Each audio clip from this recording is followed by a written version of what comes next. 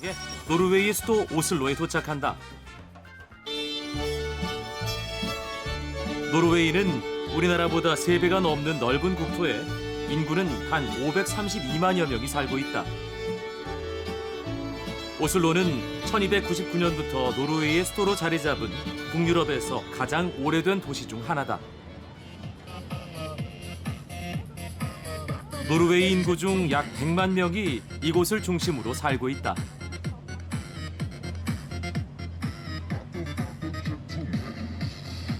겨울이 긴 노르웨이에서 6월부터 8월까지 여름 동안 시내는 관광객들로 북적인다.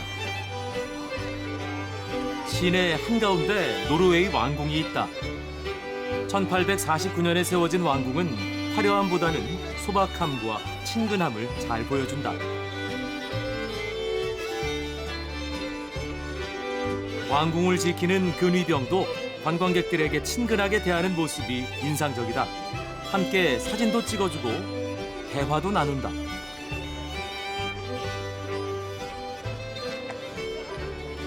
그런데 사람들이 왕궁 앞 계단에 앉아 뭔가를 기다린다.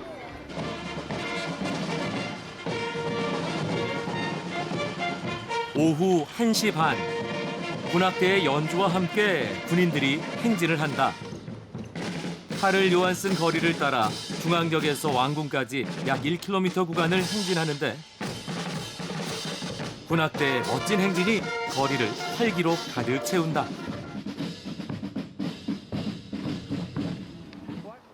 오슬로 대학교의 바이킹 박물관. 이곳에서는 9세기경에 실제로 사용됐던 바이킹 배들을 볼 수 있는데 이 배는 서기 834년 2명의 여성 권력자들의 장례를 위해 사용된 것을 1903년에 발굴한 것이라고 한다.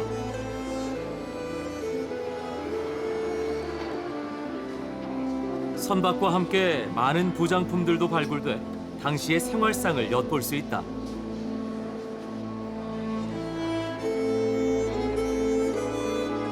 섬세하게 조각된 썰매와 나무 손수레는 죽은 이를 위한 종교의식에 사용됐을 것으로 추정된단다.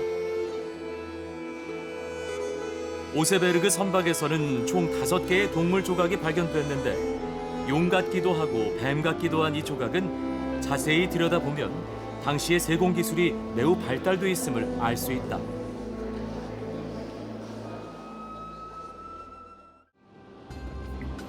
나는 노르웨이에서 꼭 도전해보고 싶은 것이 있었다. 바로 트롤퉁가 하이킹이다. 이른 아침 자동차로 2시간을 달려 트롤퉁가 하이킹의 출발지인 쉐케달에 도착했다. 노르웨이 3대 하이킹 코스 중 하나인 트롤퉁가. 여름철에는 보통 하루에 1000명 이상이 하이킹에 나서는데 오전 8시 전에 출발하는 것이 일반적이다. 안전을 위해 개인들이 자유롭게 하이킹을 할 수 있는 기간은 6월부터 9월까지다. 노르웨이 3대 하이킹 코스 중 하나인 트롤퉁가. So today we are lucky. Really lucky. 자, 이제 시작이다. 첫 구간은 비교적 평탄한 안반 지형 구간으로 가볍게 몸을 풀면서 주변 자연을 감상할 수 있다. 그런데 시련은 금방 찾아왔다. 약 30분간 평탄한 길을 지나오니 급경사 지형이 내 앞을 가로막는다. 트롤퉁가 하이킹에서 가장 힘들다고 하는 해발 1200m까지의 급경사 길이다.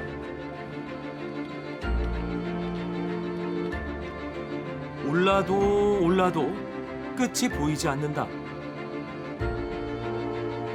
여기에서 포기하는 사람들도 적지 않다고 한다.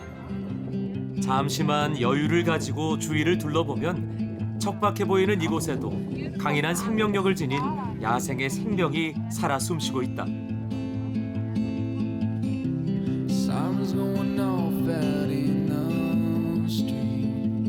노르웨이의 전설에 의하면 우리 주변의 모든 돌은 트롤이라는 도깨비들이 낮 동안 변한 모습이라고 한다. 이 트롤들이 밤이 되면 도깨비가 돼 활동한다는 것이다.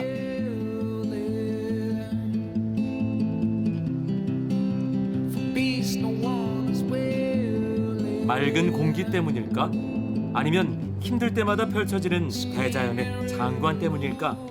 벌써 3시간을 걸었지만 마음은 오히려 가벼워졌다. You're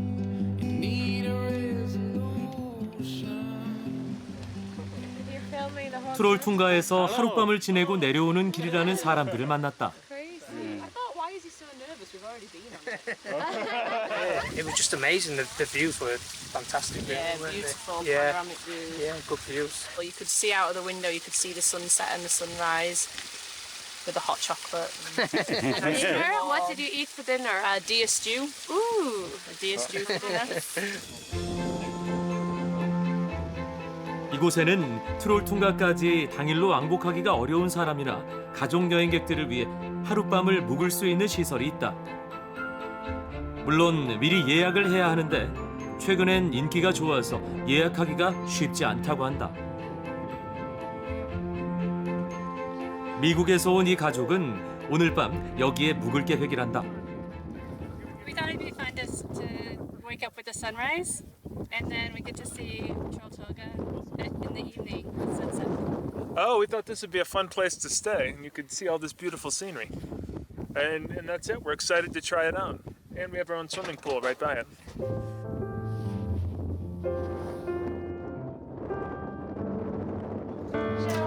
이 가족은 지금 이 시간이 너무나 행복하다고 말한다. I've always thought this isn't right. Think that they'd approve. 한 걸음 내디디면 바로 천길 낭떠러지지만 자연 보호를 위해 어떤 안전 시설도 만들지 않았다. Yeah, we're still waiting for the main point of the tour, but the hike towards it was very beautiful. So far, I've been enjoying it and looking forward to the last bit. Yeah. It's just amazing. It's just amazing, and all the kilometers for that, it's perfect. 그런데 사람들 줄 사이로 태극기가 보인다. 왜 태극기를 가져왔어요? 인터넷 후기 보니까 다른 외국인들도 자기 본인 나라 국기를 가져오길래 저도 이제 우리나라 국기를 가져오게 되었습니다. 오늘 하루만 해도 이곳을 찾은 사람이 1,500명 이상이라고 하더니 2시간 정도는 기다려야 트롤 퉁가에 오를 수 있다고 한다.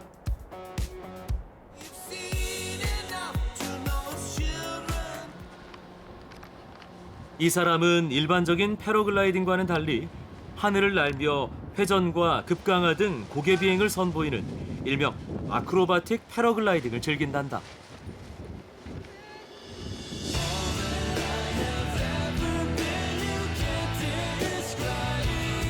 패러글라이딩을 펼친 지 5분도 안 돼 그는 피오르 속으로 바람과 함께 날아가 버렸다.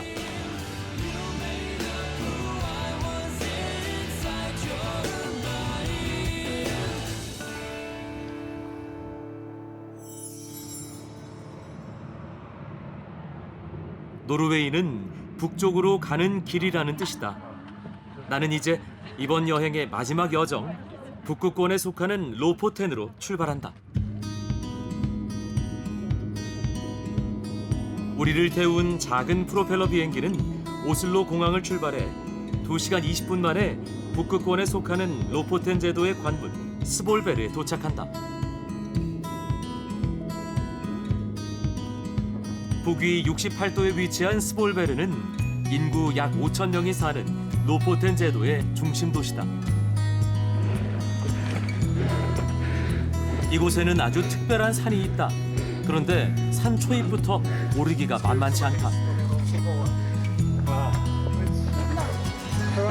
Around 2 hours? Yeah, it was really beautiful. On the other side, it's view all over the ocean. It's really nice. Thank you. 여행은 발로 해야 한다지 않던가. 숨이 턱까지 차오르지만 이것도 여행의 즐거움이다. 약 30분의 급경사를 오르니 드디어 눈앞에 깎아놓은 듯한 송곳 모양의 바위가 보인다. 염소의 뿔이라 불리는 스볼베르 게이터. 이 바위가 염소의 뿔이라고 불리는 건 꼭대기가 염소의 뿔처럼 2개로 나누어져 있기 때문이다. 높이가 무려 150m에 이르는 이 바위는 전문 장비와 기술을 갖춘 사람에게만 등반이 허락된다. 때로 젊은 모험가들은 약 1.5m의 염소의 뿔 사이를 뛰어 건너는 위험한 도전을 즐긴다니 생각만으로도 아찔해진다. 이곳 어부들은 매년 첫 번째 대구를 잡으면 그것을 스볼베르 게이타에 바치며 풍어와 안전을 빈다고 한다.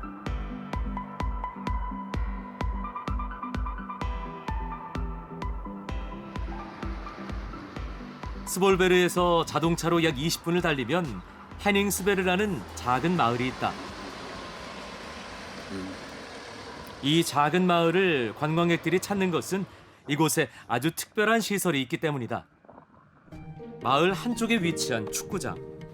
헤닝스베르 구단의 전용 구장이기도 한 이곳은 경기가 없을 때는 누구에게나 개방돼 있다.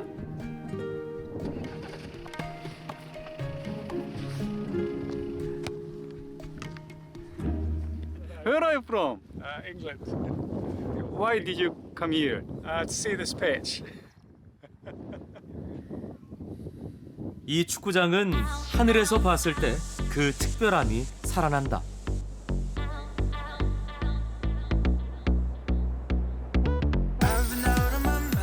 마을 한쪽 돌섬 위에 자리 잡은 헤닝스베르 축구장은 세계에서 가장 아름다운 축구장이라고 불린다.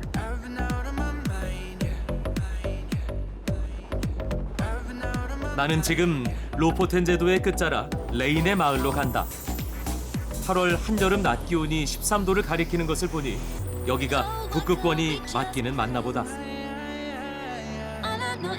이곳은 어딜 가나 겨울철 대구를 말리기 위한 시설을 볼 수 있다.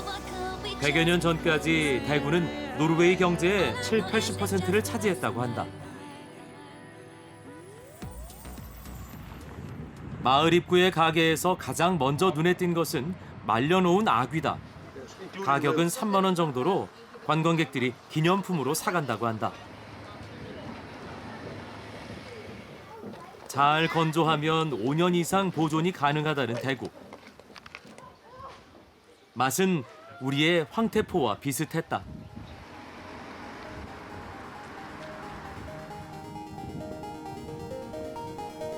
레인에는 인구 약 300명의 작은 마을이다.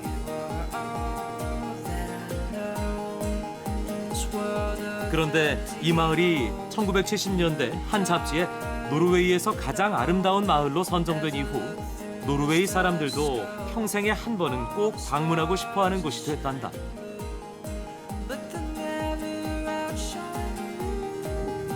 여름에는 하이킹과 빙하 관광, 겨울에는 오로라를 보는 명소가 돼 지금은 세계 각국으로부터 한 해 20만 명이 넘는 사람이 이곳을 찾고 있다.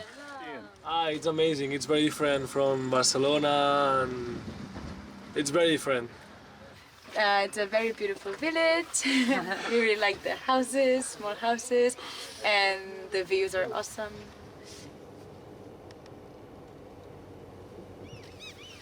로포텐 제도의 끝에는 작은 강이라는 뜻의 오마을이 있다.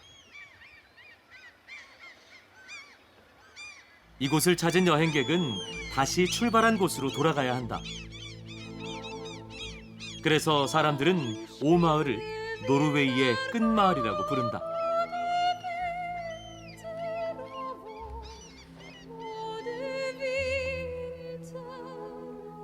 노르웨이의 여름은 짧지만 강렬했다.